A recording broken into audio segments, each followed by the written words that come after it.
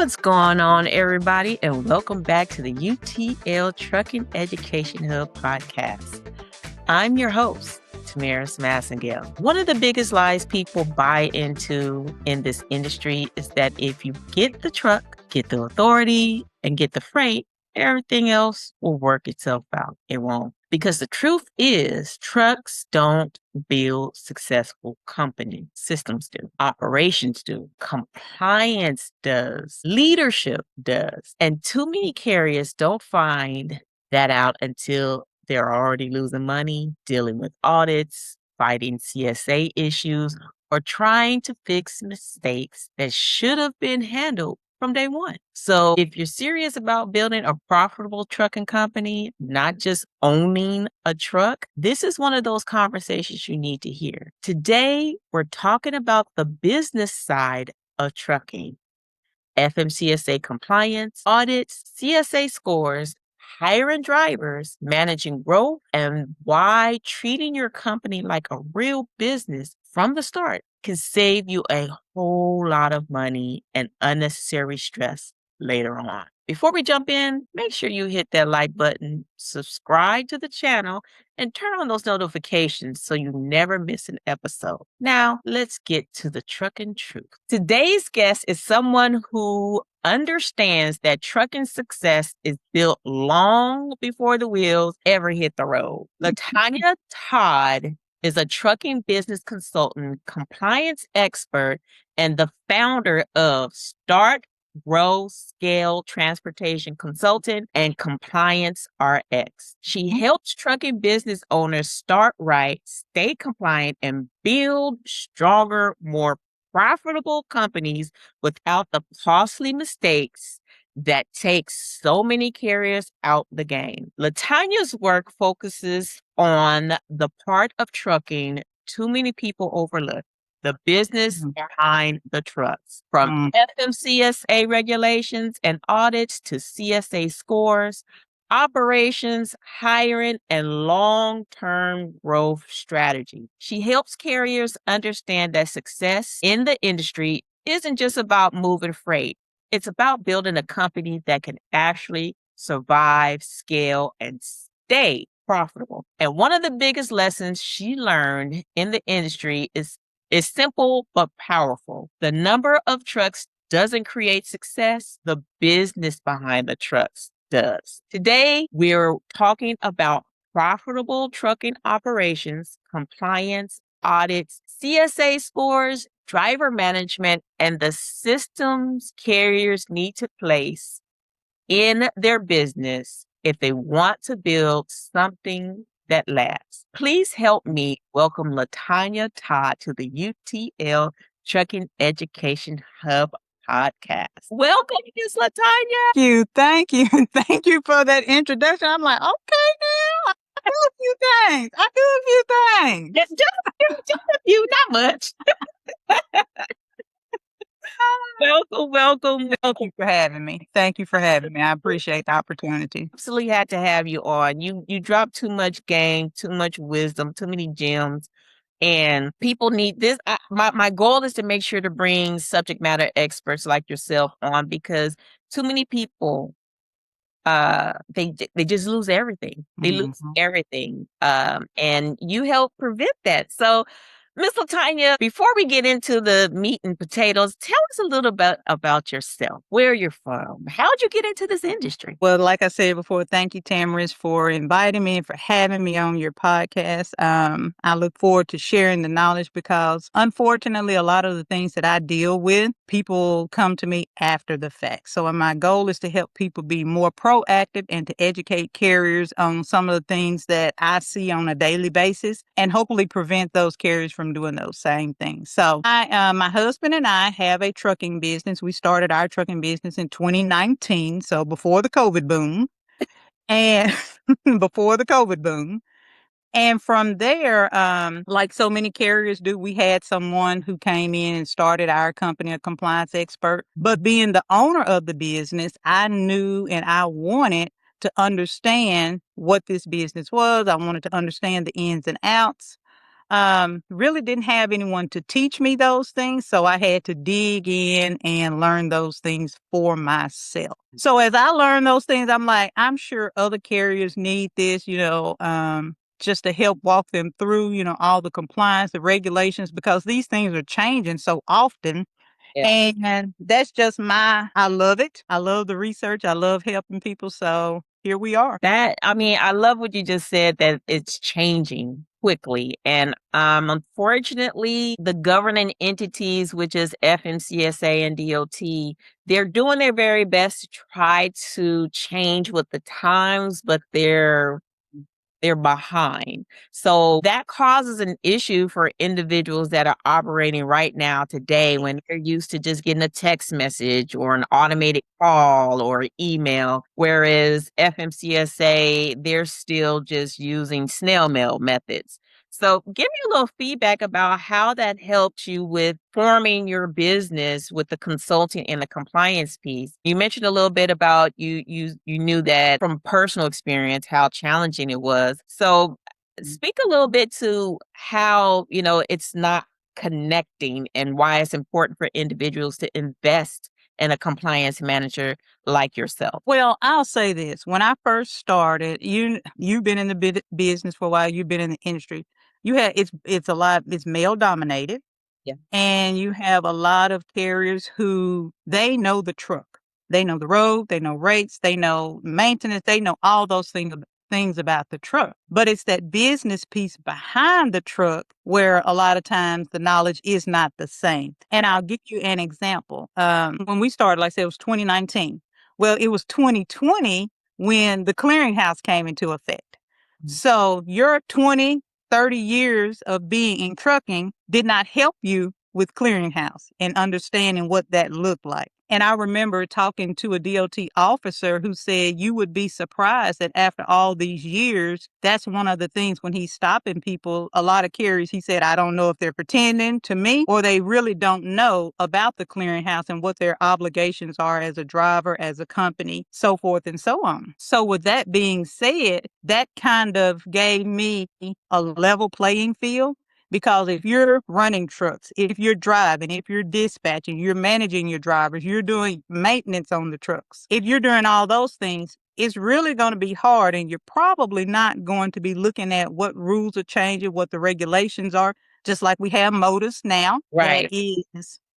That is got people pulling their hair out, including myself. But it's hard to keep up with everything that's changing and to make sure your company is in compliance. Because the backside of that is if you don't want the DOT telling you something is not where it should be. Right. Because when they tell you, you're already, in trouble. Late. It's too late. So that MODIS situation is very unique. Very, very unique. It's a great idea. Uh, In theory. in theory, howsoever, uh, when the shift is causing Yeah. serious, serious issues. So just speak a little bit about that. How are you helping support your carriers with that process right now? So number one, to your point, it's kind of like say great idea because of all the theft, Yeah. because of the fraud, because of the chameleon carriers, all the bad apples that we have in the industry. So it's definitely needed, but the process, the rollout, anytime you introduce something new, and with as many people who are having to go in and do the verification and to update their records, what I'm doing is so out of all my clients, I've had probably every scenario to come about. My own personal company, I'm still not verified. So I've been able to verify, several of my other several of my clients, but my own company, we still hadn't gotten through the red tape yet. So going through that, I have some we go through, no problem. Everything works. And then others, this part didn't verify. The identification didn't take. Your account has been locked. So from there, we're having to submit tickets to the FMCSA and do our due diligence with following up and ensure that someone is responding, because typically when I reach out to the FMCSA, they're really good about following up. Yeah. Well, with the number of, I'm sure, cases and instances that they've had with MOTUS, Right. it's taken a little longer than their normal return time. So just basically walking carriers through the process, number one, to make sure we dotted I's and crossed T's. And then number two, if something does come up, just letting them know it's 9 times out of 10, 9.9 times out of 10 is not something they've done incorrectly. It's Right. the system, it's the process, and just, reassuring and, helping be that guide to help them understand, this is what we need to do next. This is what we need to do next. So, Right. Yeah, it's been horrific. I've had people tell me that they literally spent an entire shift waiting on the phone for a call back or for someone to pick up. So that's literally like 6 to 8 hours just sitting on the phone. So, mhm. what's one tip that you can give to someone other than investing in an expert such as yourself to help them with this transition because it's dangerous for the health of your business should you Mhm. be pulled over by DOT. A lot of people are negatively impacted as well when it's coming to even obtaining loads because brokers are using Mhm. the new system to verify. And when they're showing that your business is inactive or your authority is inactive, rather, excuse me, then individuals aren't getting loads. So what's one thing that you can give just a ray of hope while we're making this uncomfortable transition into the new platform? Well, what I would say is to have all of your documents on hand in the truck. We all know the old, in cab, binders and so forth that people have recommended for companies. In a case like this, I definitely recommend doing something like that. Have your most recent biennial update, your MCS 150s. Have that most current one with you so you can show, hey, look, I've done the things. This is where we are. Make sure you have your IFTA licenses. Make sure you have your state permits. UCR registration, have all those things with you. So in the case you are stopped or pulled over, you can pull those things and hopefully you'll find a amicable, officer who can understand, what that system is. Because a lot of times I don't think they really know, especially when you're talking state by state, what's going on federally. So just having as much proof of, your current status of your company so you can show and hopefully they will, accept this during that transition period. Wow, that is a straight gem. I hope you guys are paying attention. This is some serious information that needs to be spread across the board because, like she said earlier, you don't want DOT to be the one that's notifying you that you are operating illegally. There's some people have been reported actually having been taken down to a precinct. Mm. Some people have been fined. So want to make sure that you're tapping in and you're doing your due diligence because remember, this is your business. It's not Absolutely. anyone else's responsibility in any industry that you Absolutely. operate in. When you have a certificate or a license, you are Mhm. agreeing that you are going to manage that certificate or license or degree, whatever the case may be. You're agreeing to that. It's contract, Absolutely. right? So you want to Yes. make sure that you're staying on top of it. So that's a great segue into my next question. A lot of people blame low freight rates when companies fail, but you said that's not the full story. What are the real reasons many trucking companies go out of business? Well, okay. So this is the part that I'm probably it's an unpopular opinion. But we know, let's be real. We know that this, increased diesel rates. We know that low freight rates, this time period for the last, I'd say 2.5 years that we've been in. Obviously, yes, that does impact the health and overall profitability of your company. Yes, we know that. However, have you really looked at your company as a separate unit? What is your, cost per mile? What do you need to break even?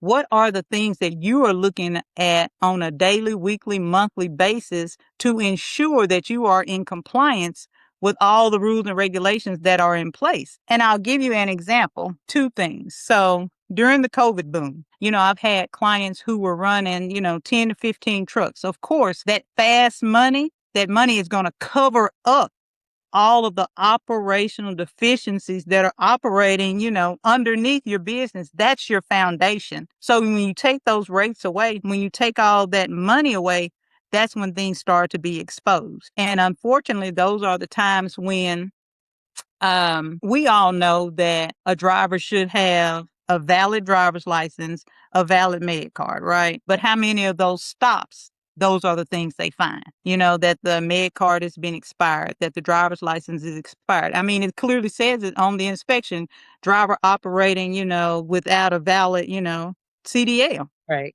I mean, you think that that is simple and it's a simple fix, but how many times is it costing out of service violations, which ultimately costs the company money? So what I try to get carriers to think about, of course, the freight rates and diesel and maintenance and insurance and all those things play a part. But what are the things that you can control? What are the things that you can monitor on, that daily, weekly, monthly basis to ensure that you're not adding on to what could already be a tough freight market. Absolutely. Absolutely. I agree 1000% with that. Mhm. Again, that's the difference between someone that owns a business and a business owner. Someone that owns a business, you understand that this is your livelihood and you are actually your own employee. You're not, Yes. you can't be double dipping. You're making the money and then you're spending the money at the same time. Literally, your corporation, if set up correctly, is separate entities. It's two different people, right? Yes. And a lot of people get in trouble because they're not operating as a business. They're operating it as a hustle or a means to the end, which gets them in trouble. So Absolutely. that's a Absolutely. segue into my next question. What are the most common mistakes you see new authorities make in their first 6 to 12 months? Most common mistake that new authorities make in their first 6 to 12 months is, unfortunately, they spend all their money on the truck, trailer, equipment, and getting started. There is no reserve set forth. I encourage people, if they come to me beforehand, how do you plan to get your freight? That's right. What is your plan? How do you plan to, to move freight? Right. A lot of people do start on a load board, which if that is, it's kind of double edged. A lot of people rely on the load board. Let's just be honest. Of Yeah. course, contracted freight, dedicated lanes, all that is good, but chances are you're one truck just starting out, you're probably not going to get that. Right. So you need to be prepared with saving and having extra set aside. And then along with that, keep in the back of your mind, things that I look at. That new entrant safety audit is coming. Usually 12, they were in 12 to 18 months, right at, out of COVID and so forth. So now they're bringing that back into the 12-month range. During that time period, a lot of them were off site. I mean, excuse me. Yes, they were off site. But now that people have started coming back to the office and so forth, FMCSA is tightening. Yep. They're doing more on-site audits where you get a knock on the door and it's like, hey, I need to see your information. So those would be the things I would say as a new trucking owner. I know you're excited. Congratulations on doing the things, but don't forget about that back end. Don't forget about the office. Don't forget about those things that they will it's going to catch up with you. So, especially in the first thing is going to be that new entrant safety audit. Yes, ma'am. Yes, ma'am. I think because you're so consumed with making the money to keep to your point about making sure that you have reserves, I think they're so focused on making the money that the time literally just flies by. And Yeah. you don't have time to really focus on do you have everything in place? Because most of those auditors, in my personal experience, was very, very helpful. They reached out to you, they sent you a checklist. All you got to do is just give them what they're asking for. But that was my personal experience. I can't speak to anyone else, but making sure that you have it in place in the event they do a pop up is definitely ideal. So So then, I'll say one thing on that. You said you're absolutely right. The auditors that I've come into contact, they've been very helpful. But yeah, the problem is when a carrier doesn't have it. right, exactly. We Exactly. can't fake a pre-employment drug test. Yep. If you've been running for 6 months, 9 months, I can't go back and backdate a drug test for you. Those things have to be done in the beginning. So, yeah. Absolutely. What's one hard truth owner operators and small fleet owners need to hear about running a trucking company? Ooh, give it to them, girl. Don't hold back. Give Don't it. hold back. Don't hold back. Give it to them. I think one of the hard truths is, and you already mentioned it, too many drivers, carriers, I'll say, are operating as You put me out there. You put me out there, and Give it to them. They need they're it. treating their business like hustles. Yep. You're not, you went and got an LLC. Great. That good. You need that. But, mixing those business bank accounts with personal bank accounts. Just not having the structure and other things in place. 1099 versus a W-2 employee.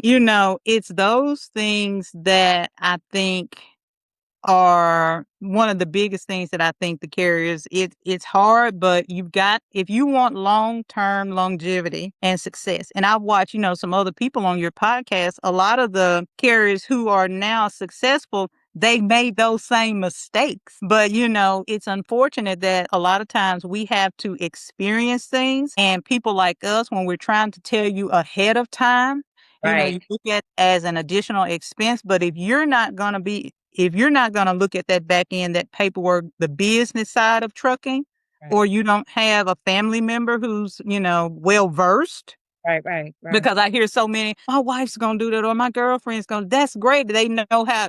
I actually had somebody say they know how to use computers. Wow, that's their qualification. It's because they know how to use the computer? Yeah. And I'm like, wow. Okay.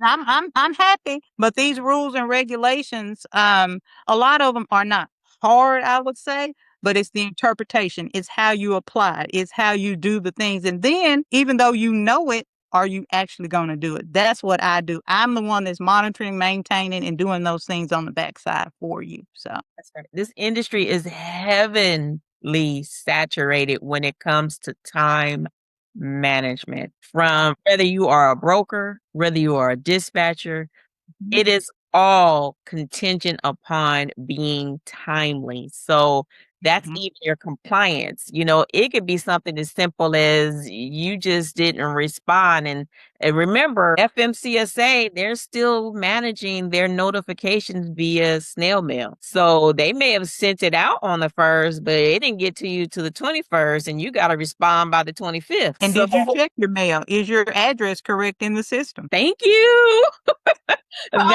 All those things. Yes. So those are some of the biggest things that I've been preaching over the last year, is like, really, no one want to talk about the compliance factor. But if you do not understand why this industry is so heavily regulated and compliance driven, you will not make it. You will do better taking that money and sit it in the middle of the freeway and set it on fire. Because it doesn't matter how good your truck is. It doesn't matter how good your marketing team is. It doesn't even matter how good you or your driver may be. If you don't have these compliance factors and these keys in place, you are not going to make it. So with that being said, understand, when you're understanding your rate per mile and your cost per mile, because they're two different things. It's not the same. Your rate per mile and your cost per mile are two different things. You need to factor in your compliance and your legal support. You need to have legal support. Yeah. Okay? Because FMCSA is a huge federally ran industry. DOT as well. And so things will change from state to state when it comes to DOT. So those violations that you may have escaped in one state may be heavily driven in another state. So you need to have a trucking legal team that understands the language that will support you when you're trying to, navigate. So these are key factors that I'm hoping that you guys are taking notes and understanding why I keep pushing compliance. Every segment I'm throwing compliance in there, because that is the number factor when it comes to whether your business will succeed, or will it just be one violation or one shutdown that will cause your CSA score to just skyrocket, and then now you can't get any loads and you don't know why. I can't tell you how many times I've heard people talk about, well, I can't get any loads. Well, some of the factors are your violations, your personal driving record. A lot of CDL holders don't understand, if you got a ticket in your car, that's just not, oh, that was just in my car. No, that's on your record. That's on your record, Yeah. and that affects your rates when it comes to your insurance. That affects your score for your business. So these are things that a lot of people aren't talking about because it's not sexy. It's not lifestyle driven, but it does impact your lifestyle because if you can't get no Yes. loans, you can't What have a are we doing? lifestyle. Exactly, exactly.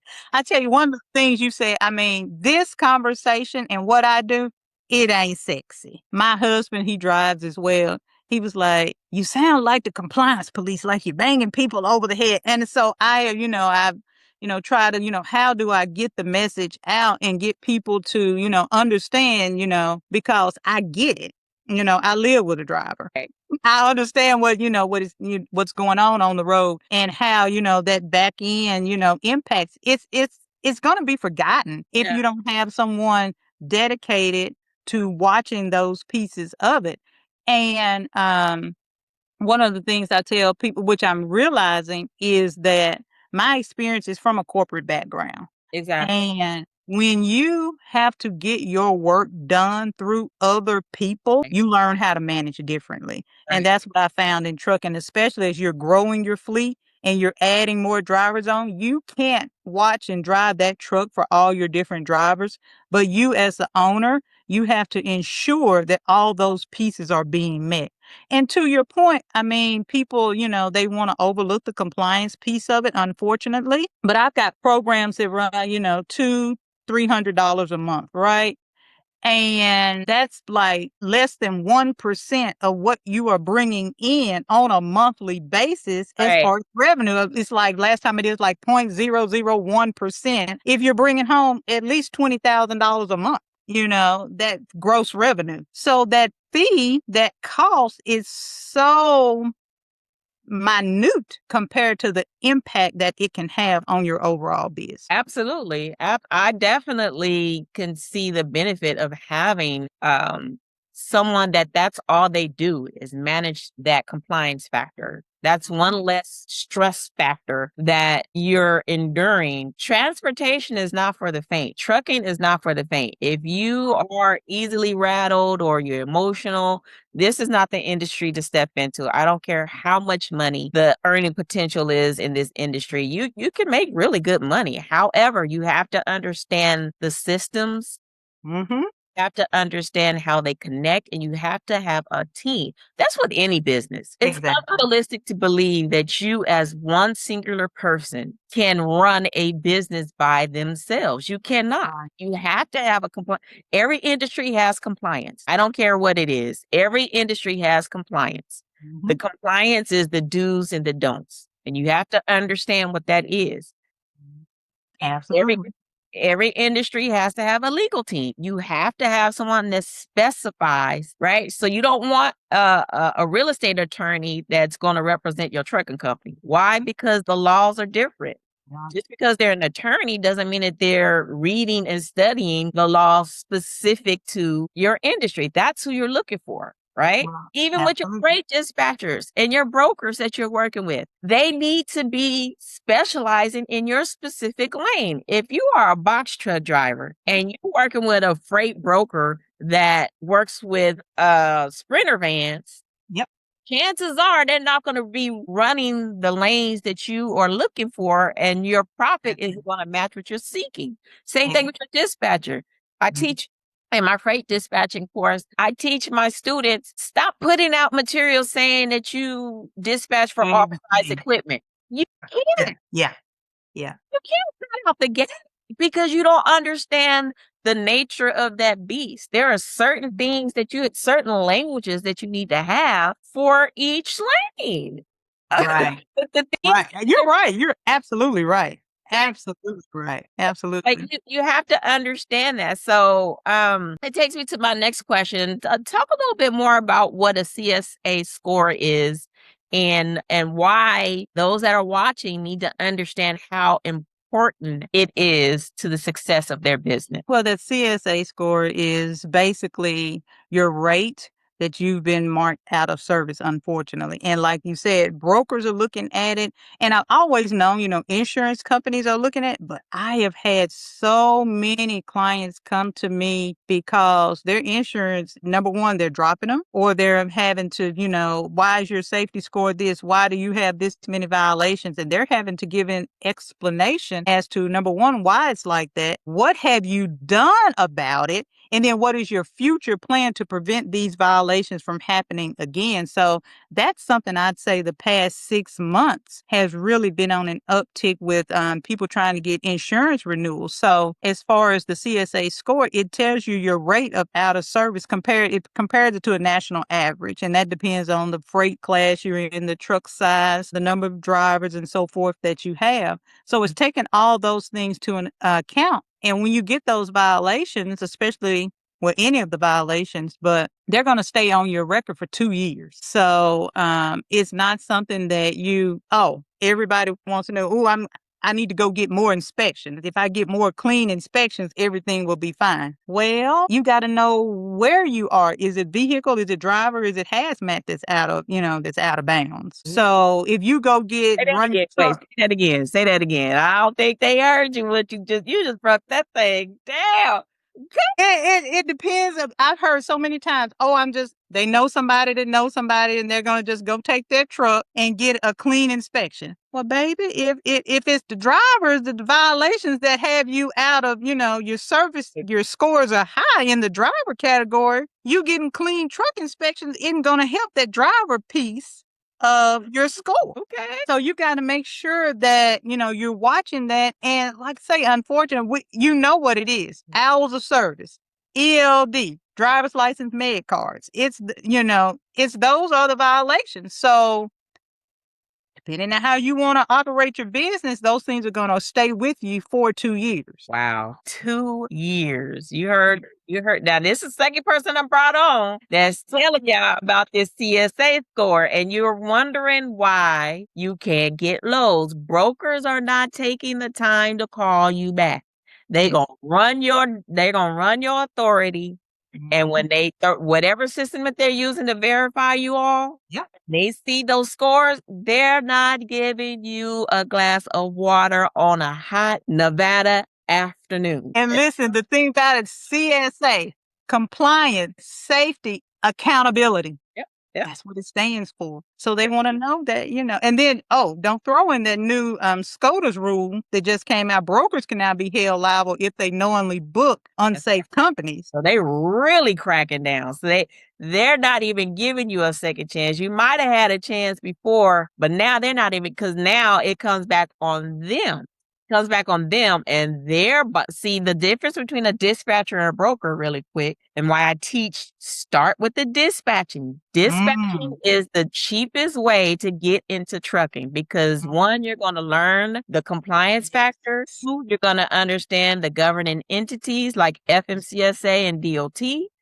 And three, you're going to understand how to find the money, right? Yes. And the difference between the broker and the dispatcher, the broker has to be bonded. Yes. So that means $5, yes. They have to be bonded. So that means that if anything goes wrong, to speak to what she just stated, that if anything goes wrong, they can get a lien put against their bond. And every time that they have a violation or that, someone goes against their bond, that bond diminishes. And eventually, if they don't have any more money in that bond, they can't operate. And you as the owner operator need to be verifying if their bond is still active.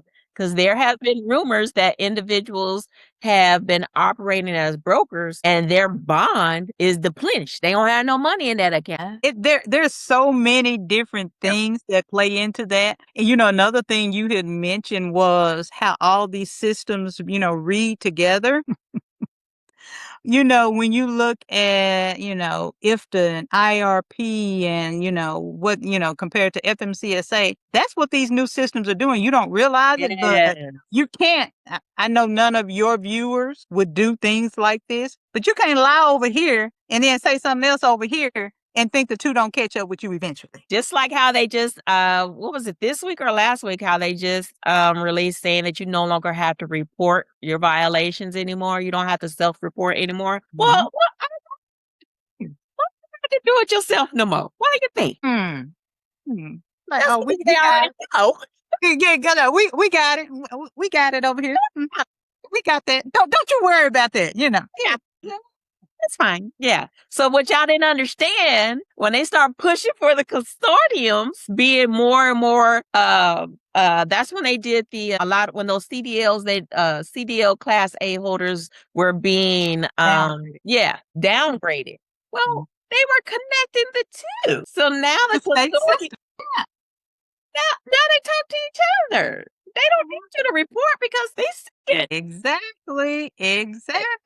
And all the things. So, we're laughing at, how the FMCSA, we know that they are behind. They're antiquated in a lot of ways, but they're Yeah. trying to modernize. And especially what this MOTUS thing is, that's one of their first steps in the modernization of their systems. Well, Right. as they do that, you got to be 2 steps ahead. You got to be, doing these things correctly and paying attention to it. It's all about my new word for the rest of 2026 is going to be visibility. You've got to have eyes on your business and where you are. You've got to have that visibility into your company and what other people are seeing. That's right. That's right. And taking heed to the free game. This woman is sitting on here when she's supposed to be working for free, telling y'all, "Hey, you need to hire me. I have systems that will monitor this stuff for you for free, and I will let you know in advance."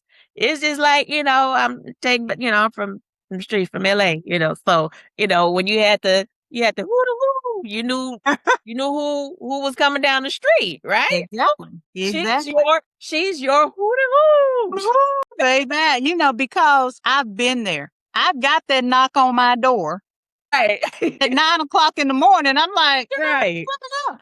And it was an audit. And I'm like, oh man. And, having to, get things together. So a lot of the things I've learned, of course, I, read policies. I've got, all these FMCSA guidelines and books.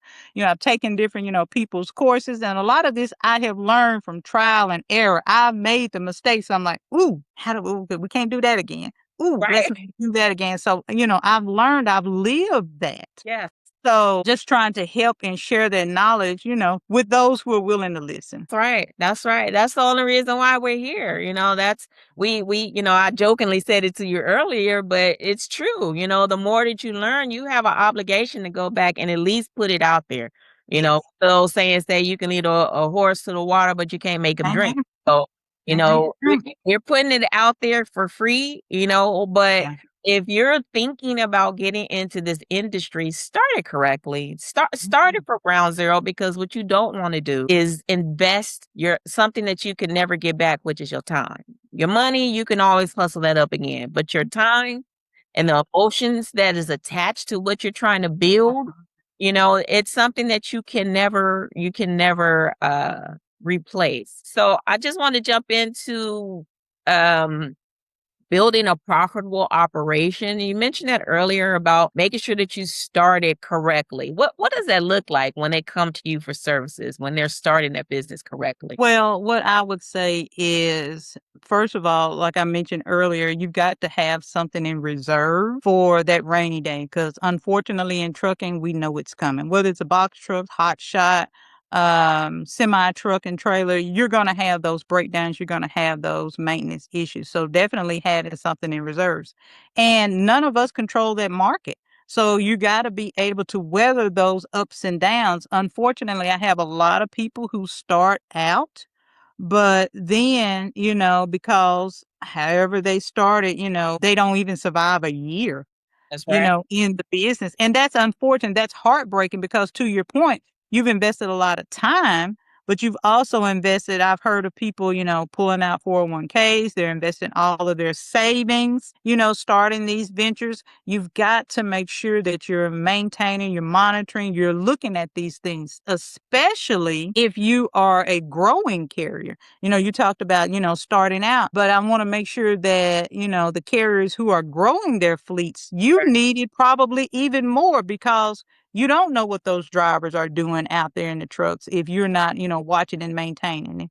As an individual, you know if you unplug your ELD, you know if you went over your hours of service, but you don't know that if you're running, 5, 6, 7 trucks, you don't know what all those drivers are doing. So those are the things I would say take into account how you want to grow your business and doing those things the right way. You cannot not to be selling a plug or, if not me, someone inform, learn for yourself, but you got to have something and someone watching that back end for you. I'm gonna need you to go on and act like a socket baby and plug, okay? Because you are the light.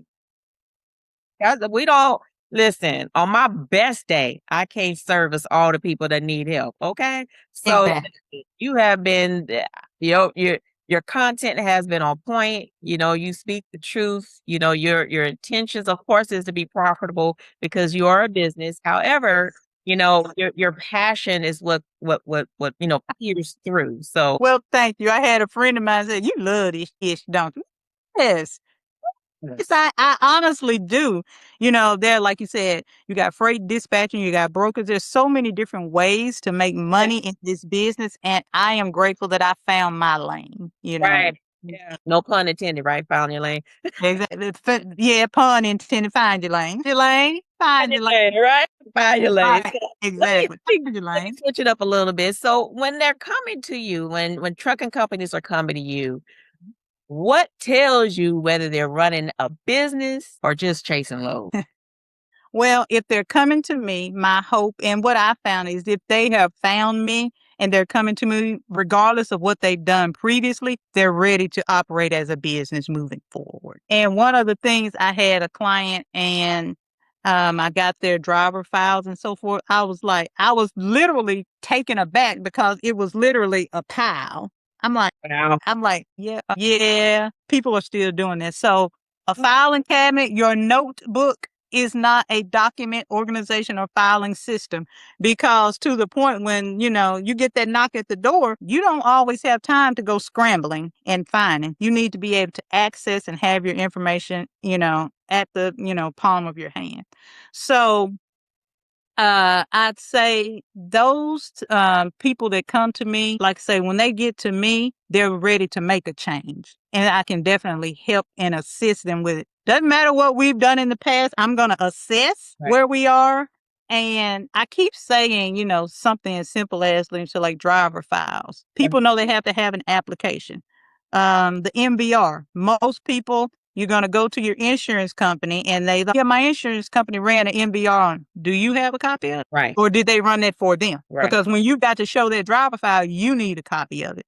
Did you do the drug test? Do you have the results? When was the last time you did one? Did you do a query? So all of those things, if they're coming to me, we're going to look at it. We're going to assess. We're going to fix what we can because some things we can. Right. And then those that we can't fix and we can't make up, we're going to notate it. And this is what we've done moving forward. I had one carrier where he started, bless his heart, he didn't do any consortium. He didn't do any drug tests. He didn't do any queries or anything like that. So, and he had an in-person audit. I just had to I had to send him in there and say, look, we didn't have this, but here's what we did. We did a drug test here. We don't have a pre-employment, but we did one here. We didn't have an MVR, but we did one here. And that auditor told him, I was ready to shut you down. I was ready to shut you down because you don't have it. But I see that you have been proactive and you've taken the steps and addressed all of the things that you didn't have previously.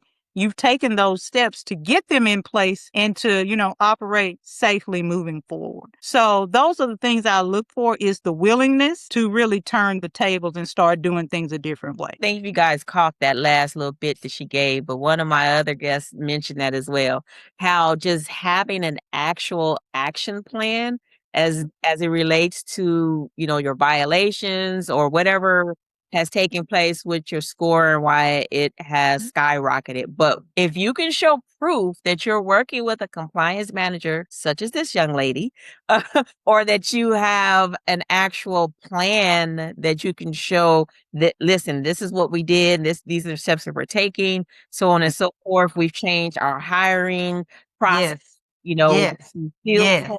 tests, such and such and such. If you can show proof that you're doing that, then that will save you thousands of dollars. And But can actually save your business because, like I said, he said, I was on the phone with him because he kept calling me, yeah, like ready to shut you down. yeah, But I see where you've done the things. So that's what I see a lot of times. People just want to use generic, something they found online and just change a name. But if it doesn't address the violations that your company specifically had, and you got to tailor it, to yours. And then, like you said, show proof that you're actually doing these things and not just putting words down on paper. absolutely. Absolutely. I agree 1,000%. And yeah, those MVR records is something that I don't think a lot of people take in consideration that they need to do. Yearly, have a copy, not just your insurance company. So that's a great segue into my next question. What mistakes do carriers make when hiring too fast? The biggest, honestly, outside of paperwork, we could talk about that all day long, but carriers don't have an onboarding process. What are your expectations? You can't assume that those drivers know what you want them to do and how you want them to do it. And then you're upset 3 months down the road. Well, they didn't do this. Did you tell them? Did you have, and I'm not saying you got to rent out the auditorium and the stadium, but you need a formal documented onboarding process when you're bringing drivers on. You're double checking paperwork, you're making sure payroll and those things are taken care of. And then you're setting and having a conversation with them around what your expectations are as an owner. Look, if I need you rolling out Sunday morning, or Sunday evening at 6 p.m., that's the expectation. Then you can't get mad if you didn't tell them and they want to get up, 8 o'clock Monday morning rolling out. You've got to set those expectations. So I would say outside of the paperwork itself is truly having an onboarding process. And it's funny that, like when we started our trucking company, I worked at the number one retailer in the world, Walmart. I started out and my husband was like, baby, this ain't Walmart. You can't bring all of that over here. So I backed off. But as our trucking company has grown and we've been in the industry for more years, I'm realizing, no, I'm bringing that stuff right on back over here. So, having those onboarding processes, going through, of course, my husband handles the day to day, but introducing them, this is my wife, she handles the back office. So, hey, I'll be the one say, hey, I need, updated med cards. I need those driver's license. Hey, what are you doing here and there? So I'd say a true onboarding system. And that's the thing that as I have grown in the compliance role and in the trucking company, those are the things that I see are missing so much outside of just strictly compliance is helping put the business in your trucking business. That's right. That's right. So, again, this is why you need to invest in a compliance manager.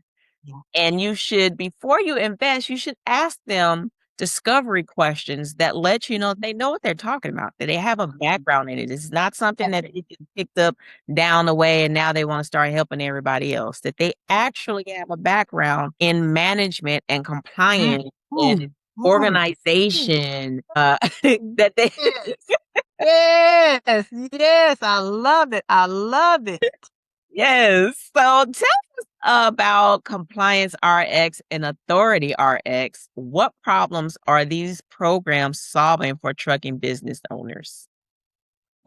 So, Compliance RX, Authority RX, it's just because I realize that a lot of times people want to start their trucking companies and they may not be able to do everything at one time. Although I highly recommend that if you spend, 20, 30, 40, upwards, $1,000 on a vehicle, that you set aside another 2,000 to make sure everything is done right in your company. But when you're just starting out, you may not, be able to, start, just right out the gate. So, we have different options as far as authority packages, how you want to get started. That's going to definitely say how long it takes to get into it. But know that once we file that authority process for you, you've got 90 days to attach your insurance to it, or we're going to have to do that process all over again. So that's something that unfortunately a lot of people don't realize. There's a time limit. I think it used to be a year and maybe even longer to get insurance attached to your authority before you're fully active. But Right. now it's only those 90 days. So that's one of the things we help people do. And then more often is the monitoring, maintaining and moving forward. Having, depending on if you're only one truck or if you've got, 50 trucks, it's helping you keep visibility to what everything is looking like in your company. And then for those who are really growing, I can step in as that fractional operations manager, compliance manager, who you don't have, $100,000 to pay someone as a full-time employee. Our company can come in and serve and fill that gap and help, you set those onboarding processes in place, set those disciplinary yearly reviews, everything that you've done in a corporate environment, you need to apply a lot of those things to your trucking company. So we're getting ready to wrap this up, and this is my segment that I call the lightning round. So I'm just going to ask you a few questions, and you just shoot off whatever your comes to your mind at first. Okay. All right. Audit prep or driver hiring? Which one gives carriers more trouble? Hiring. Biggest trucking myth. Make 6 figures in 6 months. Are you Yes. keeping those? How many of them figures are you keeping? One FMCSA mistake you wish would disappear. One FMCSA mistake that I wish would disappear. Say the querying the past companies, because half the time the companies ain't responding to your queries anyway. Just let that be, and let's just pull the records of where the driver is instead of trying to get their past employers' information. I agree. That's very time consuming. And they don't respond anyway. They don't respond anyway. One business habit every carrier needs. One business habit is, I would say, you've got to have some admin time. I take an admin day for my business. I understand carriers, especially if you're still driving, you may not have, be able to do a full day, but you've got to have a review period, weekly and monthly, where you're assessing and looking at the overall health of your business, where you are, what's upcoming, and you're making note of that. Right. If you had to give one word for what separates struggling carriers from successful ones, what would it be? One word. One word. Visibility. Visibility. Visibility. You gotta know what you gotta see. You gotta see what's going on in your business. You gotta have visibility. Yeah. Well, I knew that was gonna be the word because you said earlier that was the word for 2026. So finally, last question. If a trucking business owner is watching this right now and they're overwhelmed and trying to keep their company afloat, what's the first thing they need to do to stop operating in survival mode and start building a real business other than hiring you? Oh, okay. Other than hiring me. Other than hiring you. What I would say is take that admin time day and start really digging into where you are from an overall compliance perspective. Where you are from a driver, vehicle, and a just overall company status. Where do you stand? And then I got to put it in there. If you are overwhelmed and you're struggling, reach out and we can sit down and kind of map out what that looks like for your company, as specifically for your company. So take that time to really just take a deep breath and face it, and just go in and look at all the things and be honest with yourself. Be honest. That's the number one thing. You don't have to be a superhero. You don't have to try to do it all by yourself. There are people like myself, like LaTonya, that are out there that genuinely have a passion for this space of compliance and helping you build a successful business, something that can be handed down for generations to come. Just make sure you understand where you are starting, what's your middle point, and what's your end game, because any successful business needs to have those three pillars involved. You have to know why are you doing this? Is it just for money? Then you might as well just chop it up. You're done, right? But if you're looking at it from a standpoint that you want to grow it into something that you can actually live off of and retire off of and bring your family and So, friends in, then you have to know that you have to invest in a team, right? You should not be doing it all by yourself.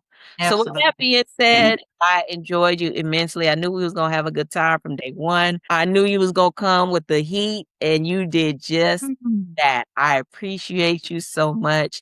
Let the people know how they can get in contact with you and how they can follow you and support what you're doing. Well, you using my government name on here, on Oh, Instagram. No, oh, it's fine. No, it's fine. It's fine. Because I am LaTonya Todd. On Instagram, I am Tanya Todd. You can find me on Instagram and at My Compliance RX.